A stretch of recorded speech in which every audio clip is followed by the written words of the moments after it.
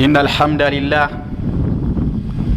نحمده ونستعينه ونستغفره ونعوذ بالله من شرور أنفسنا ومن سيئات أعمالنا. أشهد أن لا إله إلا الله وحده لا شريك له الذي جعل لكل شيء بداية والنهاية، الذي خلق السماوات السبع والدنيا وما فيهما لغرض ولحكمته. أشهد أن لا إله إلا الله وحده لا شريك له الواحد الصمد الذي لم يلد ولم يولد. وأشهد أن محمدا عبده ورسوله أرسله إلينا هاديا ومبشرا ونذيرا ومخرجنا من الظلمات إلى النور. اللهم صل على محمد وعلى آل محمد كما صليت على إبراهيم وعلى آل إبراهيم إنك حميد مجيد. أيها المؤمنون، أوصيكم ونفسي بتقوى الله عز وجل الذي خلقكم لعبادته. قال الله تعالى في كتابه العزيز: أعوذ بالله من الشيطان الرجيم، بسم الله الرحمن الرحيم. هل أتى على الإنسان حين من الدهر لم يكن شيئا مذكورا. الآيات.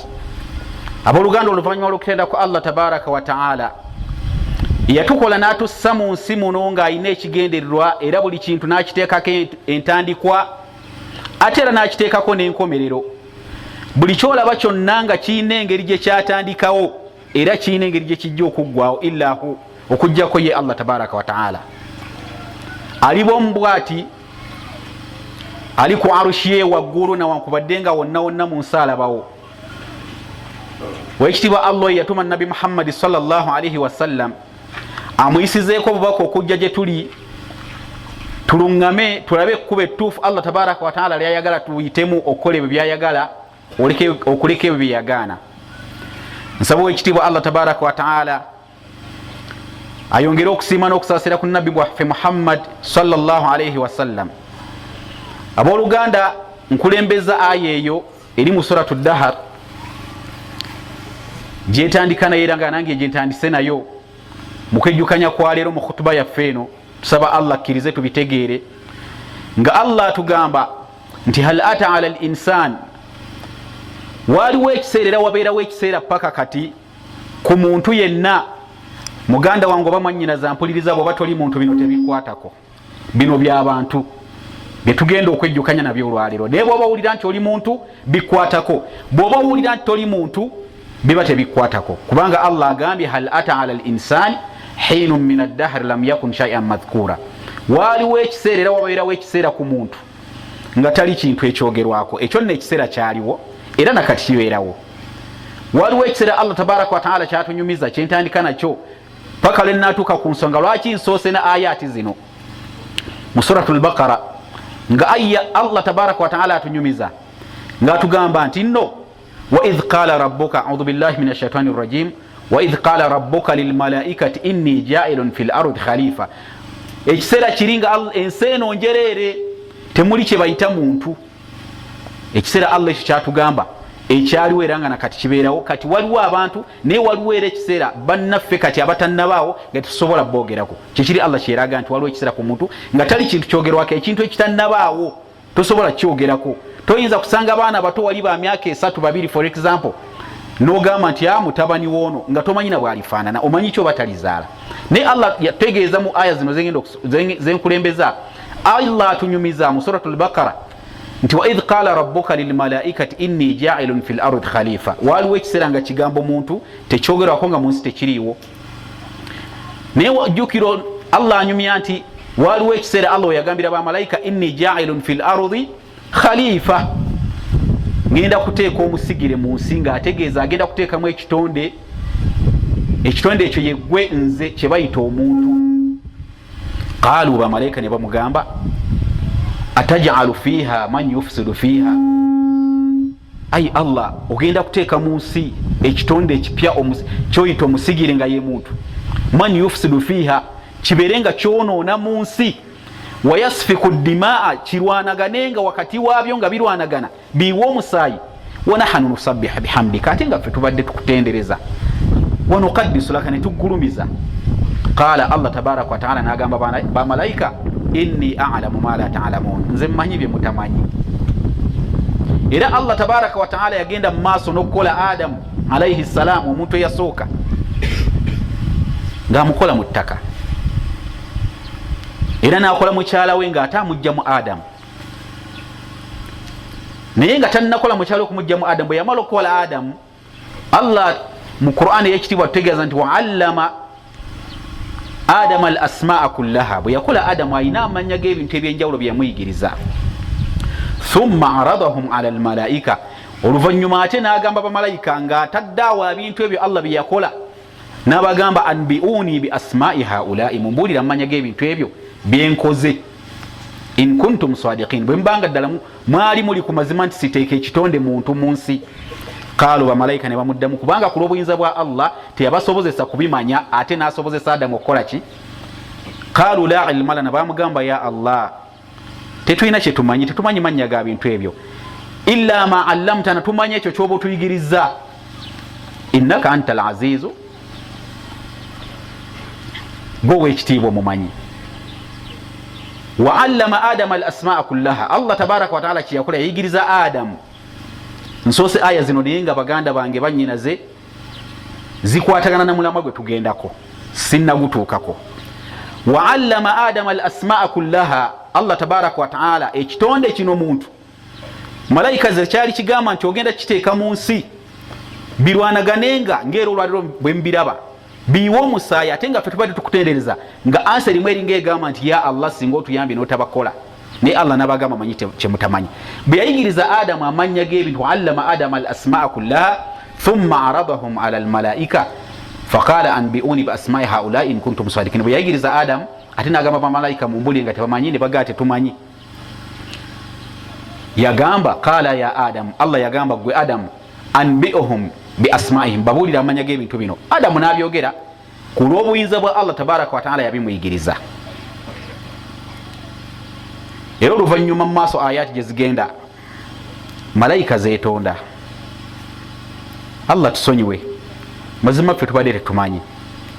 Allah walla n'atutegeeza mu Qur'an ekitiibwa nti walakad karramna bani Adamu, nawe omwana Adamu ekitiibwa namugulumiza. Omwana Adamu ye gwe yenze. Naye abooluganda, lwaki Allah akola ebyo byonna? Malayika zimugambye ya Allah tukutendereza ntugulumiza omuntu okola waaki, n'agenda mu maaso n'amukola, n'abaako byamuyigiriza ebyenjawulo ate byatasoba kuyigiriza bamalayika, ate n'amala ewalla atugamba nti walakad karramna bani Adamu, omwana Adamu omuntu namuwa ekitiibwa. Naye Allah ng'atutenda mu ebyo byonna ebitukwatako okutwetolola n'ebirala, bamashayikha ballabi bajjo bagamba Allah atubuulira ensonga lwaki yamalirira okukola omuntu, n'atugamba audhu billahi minash shaitani rajim mu aya nti wama khalaqtu ljinna wal insa illa liyabuduni, ekyankozesa omuntu n'amajinni n'embissa mu nsi saayina nsonga ndala yonna wabula bakole ebyo byenjagala baleke ebyo byesaagala. Muwulidde ensonga bakadde bange? Era Allah tabaraka wa taala n'atutegeeza audhu billahi minash shaitani rajim bismillahi rahmani rahim, n'agamba nti ya ayuha nnaasu ttaquu rabbakum alladhi khalaqakum min nafsin wahida, abange mmwe abantu nabagambye bwowulira nga Allah akozesa kigambo omuntu, gwe bw'oba toli muntu muganda wange mwannyinaze bino tebikwatako, naye bw'osirikirira ng'oli muntu biba bikwatako. Allah yagamba ya ayuha nnaasu ttaquu rabbakum alladhi khalaqakum min nafsin wahida, wange gwe omuntu, abange mmwe abantu mutyeyo ye yabatonda n'abassa ku nsi, kubanga alaze yatutonda atya nti waliwo n'ebitonde ebigamba ya Allah tewandibatonze, naye n'agamba nedda kambatonde. Era n'atubulira lwaki yatutonda, kukola ebyo byayagala, kuleka ebyo byeyagaana. Wanaatugambye ya ayuha nnasa, baggemu abantu, ittaquu rabbakum, mutye Allah wammwe, alladhi khalaqakum min nafsin wahida, eyabajja mu muntu omu bw'ati Adamu, omwoyo ogumu, omuntu omu, wa khalaqa minha zawjaha, ate ng'era omuntu oyo omu era gwe yatonda mukyala we, omukyala wa Adamu ate yamugjamu ye mu lubiriizi lwe. Wabatha minhuma rijalan kathiran wa nisaa, ate abo ababiri abo be yajjamu rijalan kathiran, abasajja abangi ennyo bemulaba mu nsi abatambula mweru muddugavu mumpi muwanvu waawa bonna yabajja mu bantu babiri n'abakyala bonna bemulaba mu nsi baava mu bantu babiri wattaku llaha alladhi tasaaluna bihi wal arham era Allah yongera mu maaso mu aya yonga atugamba mutenyo Allah alladhi tasaaluna bihi wal arham oyo gwembeera nga mwebuuzaganya ku buli omu yeebuuza yakula atya ali atya nga batugenda okulaba mu khutuba ate mbeere nga mubuyunga n'eŋŋanda wakati wammwe inna allaha kana alaikum raqiba mumanye nti Allah tabaraka wa taala buli kyemukola abaraka babatambulirako buli kyokola. Abooluganda tuli mu nsi nga bwe tulabye nti Allah tabaraka wa taala yatukola nga alina ekigendererwa era nenkyogera si kyange wabula ye yakitugamba nti kubeera nga tukola byayagala kumusinza tukole byayagala tuleke byeyagaana. Kyannaku nnyo bw'oba mu nsi nga tomanyi nsonga lwaki wooli mu nsi. Allah tabaraka wa taala aleeta ebintu byonna bye mulaba mu nsi eno muffe tufune ebyokulabirako obaolyawo ate ebiri mu ggulu. Kambaweeyo ekyokulabirako kimu. Singa tuba nga ndi wali nalunda ente zange wano tugula ente oba embuzi bangi muffe saidi eno tuli balunzi. Singa mba nagula ente yange emu 2 3 njagala zizaale empeze nnyingi nkamemu n'amata ntunde oba nnywe ne famire yange naye ŋŋenda okulaba nga ente ezo ze nagula tezizaala. Abasinga obungi agamba ente eno ensobedde njirundidde emyaka 6 terina kyengasa agitunda butunzi kubanga alaba ekigendererwa ekyamuleeta sente eyo takifuna. Oba bw'obeera wasimba kalitunsiwo ng'olina olaba ng'omusimbye naye waliwo bannayibabo oba abantu abalala bajja bwe bamutema bwe bakozesa ebyabwe nga gwe tomufunamu. Abasinga obungi ng'omutonda agamba kamusaawewo kubanga ensonga eyanteekesawo kalitunsi sigiraba. Lwaki? Kubanga wamuteekawo ng'olina ekigendererwa. Ne bw'ozimba nnyumba yo ng'eri ogikoleremu muganda wo najja n'agiwamba nga yagikoleramu bangi abamu oyinza okusanga nga avudde mu mbeera n'agamba aveemu waakiri ngimenyawo nagizimba kusulamu kati nze nsula eri buli wamu ŋŋenda nzunga ate yalemera mu nnyumba yange waakiri ngimenyawo. Abamu bwe bato bwe bali bw'osanga tagumiikiriza. Obwo obusungu n'embeera ebeera mu ggwe ng'olina ekintu ky'okoze okifunemu n'otakifunamu era n'obeera ng'okyusa mu mbeera gy'okiyisaamu. Ye Allah tabaraka wa taala naakulindiikiriza naye yatugamba anaamujemera wakumubonereza singa afiira ku mbeera eyo yaumul qiyama kubanga atubuulidde. Naye Allah tabaraka wa taala ekigendererwa kye mu kututonda kumusinza kumutendereza kukola byayagala kuleka byeyagaana. Naye bw'obanga ate yakutonda lwekyo n'obeera nga gwe si kyoliko olowooza ojja kubeera mu nsi litatamatta weeyagale olye onywe otambule. Ekyo kisoboka muganda wange mwanyinaze okubeera nti yakutonda talina kyakufunamu gwolowooza. Kala fenna yatukolera ekkubo lye tulina okuyitamu okudda gyali. Ababadde abalongoofu abateeke mu kifo ekirungi ababadde abakyama abateeke mu kifo ekyokubonaabona. Naye gwolowooza ku duniya kuno yakuteekako ate Allah okumanya wakisa yakuteeka ku nsi naye gwe okumusinza tekigasa ye ate kigasa ggwe kubanga yakuwa ekitiibwa akwagala. Kyekiri kyagawala kati karramna bani Adam akwagala. Buli kintu kyonna kyolaba ekiri wano ne bwojja n'obuuza omuntu eyateekawo ebimuli 2 nti lwaki wasimba ebimuli ebyo ayinza okugamba ensonga ze nti njagala birabise bulungi kompawundi. Naye abaana bwe babyonoona nsuubira babakuba ne ku mbooko ate bwe balaba kiganye bagamba mubitemewo abaana babizanyiramu tebikyalina n'amakulu. Oyo ye muntu. Naye ye Allah tabaraka wa taala nga ggwe obusungu bw'olaga nga olina ekintu ky'okoze okifunemu n'otakifunamu naye bw'atyo bw'anyiiga nga yatukola tumutendereze tukole ebyo byayagala ate ne tutabikola.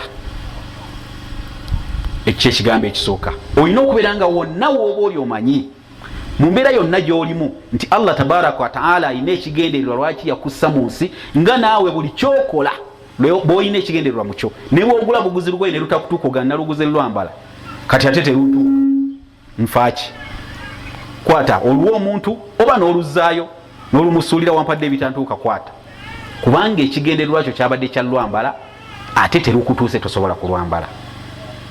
nolekyo wekitiibwa Allah tabaraka wataala kyatwagalamu kubeera nga tukola byayagala tuleke byeyagaana, kubanga buno obulamu bwensi bweyatuteekako bumpi nnyo nnyo nnyo, nawakubadde nga ffe tulaba buwanvu.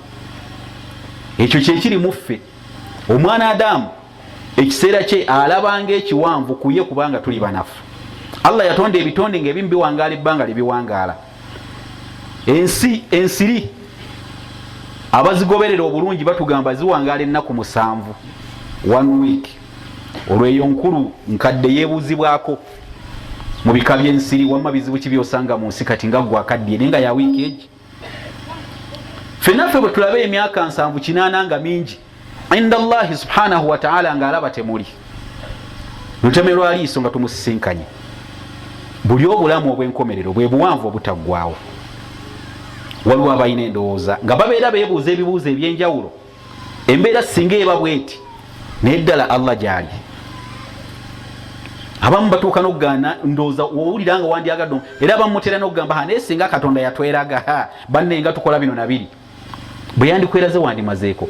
Musiraamu muganda wange oba n'atali musiraamu, kyonna kyolowooza ekikwatagana n'omutonzi waliwo abaali bakirowoozezza. Nabiyullahi Ibrahim alayhi salam, Allah tutegeeza mu Qur'an ey'ekitiibwa nti wa idh qaala Ibrahim rabbi arini kaifa tuhyi lmauta. Yali nabbi mulamba naye naye alina we yatuuka ne yeewunaganya n'atuuka okugamba rabbi arini kaifa tuhyi lmauta, ayi omutonzi wange omulabirizi wange ndaga ngeri kijjuddira ekintu ekibadde ekifu n'okifuula ekiramu. Allah n'amugamba awalam tu'min, lwaki oyogera bwotyo? Tokkiriza nti gyendi, tokkiriza nti ndi wamaanyi, tokkiriza nti nze eyateekawo buli kintu. Qala bala, n'agamba nedda, nzikiriza, ekyamazima nzikiriza nti gyoli, walakin liyatma'inna qalbi, naye nkusaba bwe nti ombuulire engeri gy'oddira ekintu ekibadde ekifu n'okifuula ekiramu,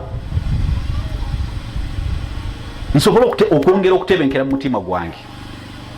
Allah tabaraka wa taala n'amugamba kwata ebinyonyi 4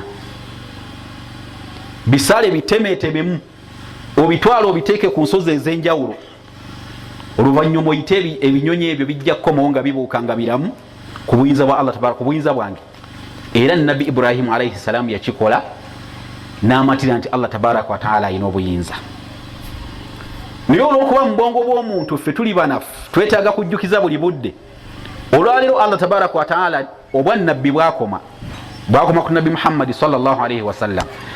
Gwe ne bw'aba akulonzeyo n'akuwa ekyamagero nga toli nabbi, naye alaga abantu abali ku nsi nti gyali bajja kugamba oyo mulogo, sajja mulogo oyo yakoze kino, kubanga balabye ekyawukana ennyo ku ntegeera yaabwe. Allah tabaraka wa taala alina ebintu bingi nnyo byabawadde ennaku zino oba byatuwadde tumutegeerereko, ng'era baabitusomesanga mu byawandiikibwa, naye nga hina dhaaka tebyaliwo. Okugenda kwa Nabi sallallahu alayhi wa sallam yawm al-Isra wal Mi'raj mu ggulu, ng'era beebuuza yagenda atya, omuntu ayambuka atya mu bbanga. Abaaliwo ebiseera abamu ne batuuka n'omuga asitula okugulu kuno, kati situla na kuno tulabe nga togenze mu bbanga. Olwaleero temumanyi nti abantu baboka mu bbanga, naye ashabu rasulillah baaliwo ku mulembe guli ng'obwongo bwabwe bukiwakanya, naye olwaleero abantu baboka mu bbanga. Si mu nnyonyi wabula n'omuntu kinnoomu balina bye basobola omumusibako n'abuuka. Ebyo Allah abitulaga tumanye nti nakiri ekyannabbi okugenda kyali kituufu. Nabbi sallallahu alaihi wasallam yafunanga obubaka okuva eri Allah tabaraka wa taala nga Allah ffe ku ndaba eyaffe tulabanga ali ewala, ffe abatonde. Naye baganda bange muyina essimu ze mulina, lwaki temukkiriza Allah tabaraka wa taala mu butuufu bw'omukkiriza? Gwe ng'odda wano n'oyogera n'omuntu ali mu America oba China oba Canada, oluusi n'akulaba ne ku kifaananyi, ondabye nzuuno anti olaba ti ng'okozza nkoze biki. Gw'omuntu munno bw'aba asobodde okukikola, nabagambye nga ntandika nti Allah tabaraka wa taala byakola bingi byatuleetera kimu ku kimu, biggule obuntu bw'omuntu ayagala okumanya Allah ategeere nti ne byonna ebyawandiikibwa bituufu. Bw'abanga omuntu ali ewala asobodde okukulaba omuntu obuntu nga ye yakikola, mutandika kugamba omuzungu mulogo. La, Allah amusobozesezza okukola ekyo gw'osobole okumanya ebifa ku Allah tabaraka wa taala. Kati nno mu mbeera eno waliwo abantu abafuna endowooza era ne bagamba oba eddiini eno busiraamu yabamu abadan. Allah akozeseza mu aya gyensoma ekigambo ya ayuhannansu, abange mmwe abantu. Oluganda Allah tabaraka wataala takoma ku ekyo okwongera otutangaliza ddala, kubanga bangi balina ebibuuzo ebitambula mu mitwe gyabwe. Nabbi yali mu Warabu oba yagenda eri Bawarabu bokka? Nedda, bwino waali nti yatumwa eri ffenna. Oba teyagenda eri ffe abaffe? Gwolowooza ogenda okukkiriza mu Kristo wali mu Yudaaya? Abayudaaya bayogeranga Lutoro oba Luganda oba Lunyankole? Nedda. Wabula owekitiibwa Allah tabaraka wataala bwe yabanga atuma, yatumanga ababaka abasooka eri abantu baabwe abategeera ennimi zaabwe, naye yafunayo omu n'amutuma eri abantu baki? Bonna. Oba oli waggwanga ki? Oba oli waggwanga ki? Omuntu tajja n'akulimba nti eddiini busiraamu bagundi be bannanyiniyo. La, osobola okuva wano mu disitulikiti y'Ekyegegwa n'obanga ate gwe eddiini ogirina nnyo n'okusinga nze ne bwe mba nga ate nze ngisomedde Saudi Arabia. Singa obanga okoze ebyo Qur'an ekitiibwa byetulungamya nabyo n'ebyo Nabbi sallallahu alaihi wasallam byatuyigiriza. Wekitiibwa Allah tabaraka wataala agamba nti wa min ayatihi, ebimu biraga nti gyali wa min ayatihi khalqu samawati wal ardi, mubimu biraga nti gyali yakola eggulu eryo wal ardi, n'ensi eno kwe tuli, wa ikhtilaafi alsinatikum, n'ayawula n'ennimi zammwe, wa alwanukum, wa ikhtilaafu alsinatikum wa alwanukum, n'ayawula n'ennimi zammwe ne kala zammwe. Ojja kusanga nga ffenna tuli bannayuganda, nga nze ndi muddugavu nnyo, ng'oli mweruyerumu, ate osangeyo omuzungu, ate osangeyo omwarabu, ate osangeyo omuchina. Naye Allah tabaraka wataala tafa ku ebyo. Agamba inna fi dhalika la ayatin lil alimin, naye ebwo bubonero obulaga nti owekitiibwa Allah gyali era akola buli kimu, naye bumanyi bw'oyo aba afuddeyo okumanya ebikwata ku Allah tabaraka wataala. Era tutegeeza nti owekitiibwa Allah tabaraka wataala tatunula eri ndabika yammwe mu feesi zammwe nti ono mulungi ono atya, wadde ennyambala yammwe, wabula atunula eri mitima gyammwe, ngeri ki gy'omukkirizaamu. Abaffe omukkirizaamu okola ebyo byeyalagira oba tobikola. Bw'obanga oyagala okwesiima mukadde wange, muganda wange, mwannyinaze, maama, deri Allah tabaraka wataala okkirize nti la ilaha illa Allah Muhammadu rasulullah, ate okole n'ebyo ebigobererako. Naye bw'onaabanga obwongo bwo bugamba njagala kumala kulabako, ate ekyewuunyisa Allah tabaraka wataala n'amala asalawo akulaga obubonero obw'amaanyi ddala obusukka ku obwo bw'olaba, obulaga nti gyali ggwe nga ggwe bw'ogamba, kijja kukusobera busobezi. Nabbi Musa alaihi salam bwe yali ku lusozi Jabal Tur al-Ayman, abamu mbaga lwekutte wamu ne Tur Sina, bwatyo naye yasaba okulaba Allah tabaraka wataala, rabbi arini anzur ilaik, yamuga ya Allah nsaba onzikirize nkulabeko. Mbagambye byonna byemwebuuza abatusooka babyebuuza dda. Allah tabaraka wataala yamugamba kimwotonole kuki? Ku lusozi. Ebyatuuka ku lusozi byamumanyisa ogga nti ekituufu Allah gyali, ate yafuna ntiisa empitirivu gisijja kuddamu. Gwe bw'obanga olwaliro owulira nti olina ebintu ebikyankalana mu bwongo bwo, Allah akugambe mbwe naba netandika nti yakola amajini n'abantu, kitegeeza tuli ebitonde bibiri. Naye nawankubadde okimanyi tuli ebitonde bibiri, bwe bakugamba nti olusozi luli ku jjinja liri kuliko omusambwa, baguyita bwe bati. Ne bakugamba abasinga obungi mumwe ne bagaa tukutumayo ekiro genda obeeko kyokolaga nti mundeke sigendayo, sijja kgenda. Bw'obanga kitonde kinno otya okugenda gye kiri, ekitonde obutonde, watyanga gwosaba Allah tabaraka wataala akweraze, olowooza kiki ekiyinza okuddirira? Nolwekyo bakadde bange, ensonga ezikwatagana ne Allah tabaraka wataala olina kukkiriza nti gyali nga bw'atugamba, nga bw'atuyigiriza, toyina kubeera nti mbongo bo bibeera nga bigamba nnyo naye kitya kubanga tojja kitegeera naawe wennyini olina byolina kuggwe nga biri ku mubiri gwo naye nga tobiraba. Lwaki olowooza oyagala okulaba omutonzi? Mummwe bangi mwewaana, nze nina amagezi. Yabadde ayagala okubba omutwalo gwange, nze ntegeera agenda alimbe bali, nze mmanyi. Naye wallahi nenkuyitawo neggatulaga amagezi go we gali, ne bwe ziba miliyoni 10 kikulema nga bakitadde wano. Atulaga amagezi gokakasa nti ddala galiwa. Ate nga akid alkullu fikum ali mukakafu buli omu mmwe nti amagezi agalina.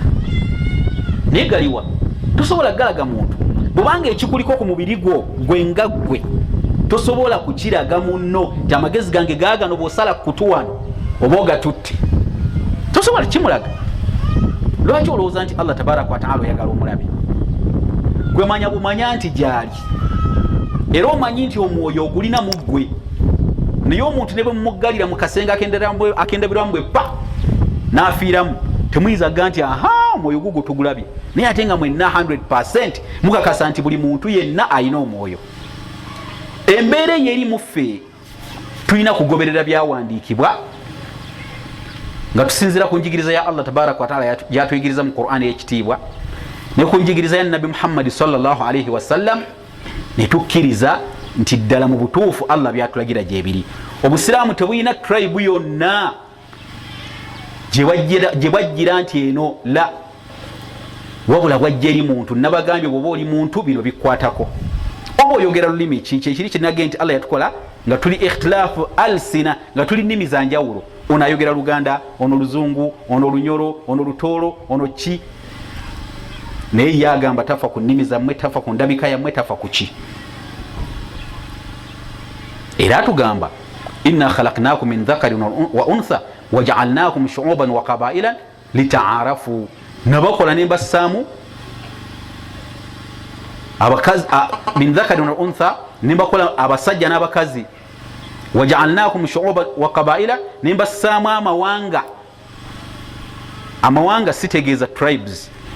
Shaab nogamba bano banna Uganda, bano bana Kenya, bano ba Sudani, bano baki. Wa qabaila ne mbasaamu naki nebika. Ono Munyoro, ono Muganda, ono Mukiga, ono Mutoro. Lita'arafu, nakikola mubeere nga musobola okumanyigana mu ngeri yammwawo. Inna akramakum inda Allahi atqakum. Nenze bitebinkwatako bamba koze nga mbawula mu mawanga abadan. Allah agate binkwatako inna akramakum inda Allahi atqakum. Nenze abasinga ekitiibwa gyendi yo yabasinga okuntya. Ne bwe mbanze wano ali mu kusoma khutba eno olwaleero nga sitya Allah tabaraka wa taala, omuntu nga gwomanya ovudde gyoli naye ng'olina okutya Allah tabaraka wa taala inda Allahi subhanahu wa taala oba onsinga. Ne bwe mba nasoma byenkana ki naye nga gwotya Allah tabaraka wa taala okunsinga inda Allahi subhanahu wa taala oba onsinga ewa Allah. N'ekyo ky'olina okufaako ye taqwa, obeere ng'otya Allah tabaraka wa taala, ofaayo okumanya ekyo okusinzira ku busobozi bwo ky'olina okukola mu busiraamu bwo Allah akusiime. Kubanga Allah tatunula eri tribes zaffe, Allah tatunula eri nnimi ze twogera, Allah tatunula eri bifaananyi byaffe tunyirira tutya. Wabula Allah kyayagala ye muntu asinga okumutya muffe. Kubanga omuntu asinga okumutya muffe Allah yategeka ebifo ejjana agyagalamu abantu. Allah wakisa. Nabagambye enkola za ssa muffe zitufunyisa ekifaananyi gyali, ate oyagala akola ejjana ateebulwa ababeeramu. Oba ole musajja musaddaasi nnyo, olina ekisa kingi, kale tekiyinza kutuuka kya Allah, naye ngeza bugeza. N'ofumba ekijjulo n'oyita abantu b'ekitundu kino obagabule ne batajja, n'otulo toyinza okukubula okumala wiiki ng'obadde olina ekisa ddala ekitali kyakwekoza. Abantu lwaki baaganye okujja okulya ku mmere yange? Abantu nabakola ki? Ng'ate oli muntu, lwaki kikuluma ng'olina gw'oyagadde okusaddaakira n'agaana? Embeera gy'okulowaayo kanyamba abantu beere nga tukolaganira gw'oli muntu. Nolwekyo kyekyo lwaki Allah mu kutubuulira ebigambo ebingi tubeere nga tumutya. Talina nnyo kyafunamu wabula olw'ekisa kye ayagala twejja najje yatutegekera. Tusaba Allah tabaraka wa taala tufuula abakkiriza abamutya. Nabbi sallallahu alaihi wasallam bwe yali mu hijjatul wida alina ekigambo kye yakozesa mu khutuba ye kyenjagala okubeera nti nno kyekimu ku byensemba naye mu kitundu ekisooka yagamba nti walaisa al arabi ala al ajami fadlun illa bitaqwa llah, tekiri nti omuwarabu alina kyasinga ku muntu atali muwarabu, neva, wabula enjawulo wakati waabwe kutya Allah. Omuntu atya Allah yasinga. Bwoba oli muddugavu, bwoba oli wa tribe ki, bwoba oli wa ggwanga ki ng'otya Allah, oli mulungi nnyo okusinga omuwarabu atatya Allah. Ekyo nabbi sallallahu alaihi wasallam kyeyatutegeeza. Nolwekyo muganda wange mwannyinaze, fuba nnyo bino ebyoku nsi bya kiseera, ekyo kyokkirizagaana. Era mwenna abali wano tukakasa nti myaka 10 mu maaso wayinza obutabaawo omuntu n'omumuffe. Ffenna tukikakasa 10 ku 10 nti emyaka 10 mu maaso wayinza obutabaawo n'omumuffe, okujjako bali abate nnyo Allah yamanyi. Babanga namwangaza ate naye bw'aba awezezza 10 bajja kuba bamwanikanga mwanyi, mufulumye jjajja mwayo tekkasana, bamufulumiza ku mukeeka ne bassawa ne buwungeera ne bamuyingiza nga naye yennyini ensi tekyamunyumira. Tuli mu lugendo tulina gye tulaga, naye yatutonda atugamba tutegekere gye tulaga, kubanga atwagala. Okusinzira gye nvudde yatukola nga alina ekigendererwa, ate mu kigendererwa atusasule, kwegamba ffe tusigala tufunamu. Naye bwe tunabanga tetukoze ebyo byayagala kumukkiriza, omuntu yeenenyanga yekka. Ibadullah, ud'u llah wa antum muqinuna bil ijaba. إن الحمد لله نحمده حمد الشاكرين أشهد أن لا إله إلا الله وحده لا شريك له أشهد أن محمدا عبده ورسوله أما بعد. Abooluganda ensonga endala mu khutuba yaffe eno ey'okubiri egenda kukwata ku mbeera, mu mbeera ya ibaada yaffe eno tukikwasaganya tutya ne bannaffe betuwangaala nabo mu bufunze nga tebannosobola kukkiriza Allah tabaraka wa ta'ala. Mu Uganda muno gye mulaba obusiraamu bwagiyingira mu mwaka, batandika ogiyingira mu mwaka mu 1994. Tebunnaweza myaka 2 mu Uganda, naye tuzze tuwangaala tutya abantu okubeera nti bakkiriza Allah tabaraka wa ta'ala. Awalan ekisooka, mwe bannaffe abasiraamu ne bannaffe abaakasiramuka n'abo betusuubira twegattako biidhini rahmani, mulina okumanya ebintu bino nti baganda baffe abo kambayite baganda baffe, newankubadde nga abamu bayinza okukivunula bula naye nja kukitereeza. Tulina baganda baffe mu njogere y'olulimi abawerako, tulina baganda baffe mu ndabika nga ffenna tuli baddugavu, tulina baganda baffe mu ggwanga nga ffenna tuli bannayuganda, tulina baganda baffe mu ddiini nga ffenna tuli basiraamu, tulina baganda baffe mu misaayi nga tuzaalibwa muki mu bazadde bamu. Nkakasa nti bannaffe betuwangaala nabo mu Uganda baganda baffe oba bannyinaffe, naye nga balina egimu ku miteeko mubagwa kwegyo gye njogedde, basobola okuba baganda baffe kubanga tufaanaganya kkala. Era bwe mwesisinkana ebweru, brother munnange muganda wange oli otya okuba osisinkanye munnayuganda munno, oba si ekyo osisinkanye muddugavu munno. Bannaffe bano abakkiririza mu Kristo abali naffe olwaleero wano, mulina ebintu bye ŋŋenda okubajjukiza nti mulina okweyisa obulungi gye bali. Mutya nga munnayisa ennungi eyo temusukka we mulina kkoma mubabuulira mu lulimi olulungi. For example, bwakuyita nti munnange jangu onsibireko embizzi yange, toyomba buyombi, mubuulire nti amuganda wange nkubuulire ekyo munnange ekyompisa eddiini yange tekola ki, tekinzikiriza, mumpuliriza bulungi, naye tomuvuma ate tokola lutalo naye, wabula mulina okubeera nga mukolagana mu bintu. Era naye bw'anaalaba ng'olina empisa ajja kuba akwagala. Tulina ekyafaayo nno ku bannaffe abatali basiraamu. Mu mwaka ogwokutaano lilbi'atha, nabbi sallallahu alaihi wasallam ng'afunye obubaka, bannaffe abakuraishi abaali batakkiriza Allah batandika okutulugunya abasiraamu abapya abaali basiramusi. Ne bagamba, ya Rasulallah, tukole tutya, tukoze tutya? Basajja batutulugunya olwokuba twagambye la ilaha illallah Muhammadu Rasulullah, bo baagala tusigale ku masanamu nga gwe twesinza. N'ekiseera kyatuuka mu mwaka ogwokutaano lilbi'atha nga nabbi afunye obubaka, n'abazigira nti mugende Habasha, waliyo kabaka bamuyita Najashi. eryo lyali linnya lya bakabaka beeyo naye nga yina erinnya lyeddala lisijjagenda mu nnyo nga wano bwe tulina oli babayena n'omukama Ssaabasajja Kyabazinga eba tayito ya bwakabaka bw'ekino naye nga ye aba n'erinnya lye Firawuna eba tayito naye nga aba n'erinnya lye ye yabagamba bagende eri kabaka we Habasha Nabbi sallallahu alaihi wasallam yabalagira musirikire mulowooze lwaki Nabbi yasindika abantu bano okugenda eri kabaka oli nga ate teyali musiraamu ate bwe baatuukayo bawulira eno biringa ebiteera ne bakoma omulundi ogwokubiri gwe baddayo baali babatumizza naye nga babatumya sinti bagenda bawa mmere oba kacaayi kuddamu kubatulugunya Makka wuliriza ebigambo bino gwe yenna alowooza okweyisa obubi olw'okuba okyuse bwe bagenda ne bagamba kabaka oli nti abantu bano batuwe tubazzeeyo Makka balina empisa embi bakola ki ne babatemerera ffe mu busiraamu okutemererwa kya bulijjo naye fuba kulaba nti kye bakutemerera tewakikoze mukutegeera bulungi okwogerwako ekigambo ekitali kituufu kya bulijjo bangi nosanga bagamba mu bafu basiba mu migogo simanya mbafu ne babalya tubiwulira nga bya bulimba byakutiisatiisa naye omusajja oli gye baalaga kabaka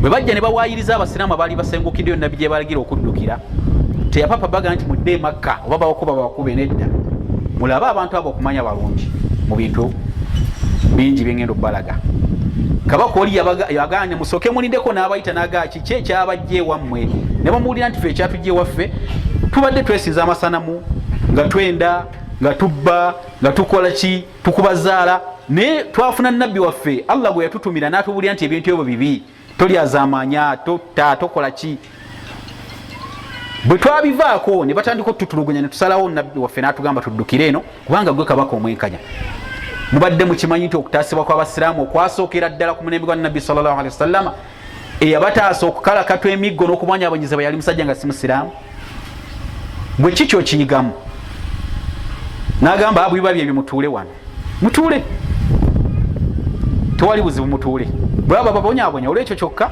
mutuule naye baba kubanga beeyisa bubi eyo gye baabawa obutuuze oba oliawo obusiraamu tebwandigenze mu maaso okutuuka sawa ya leero we twabusanga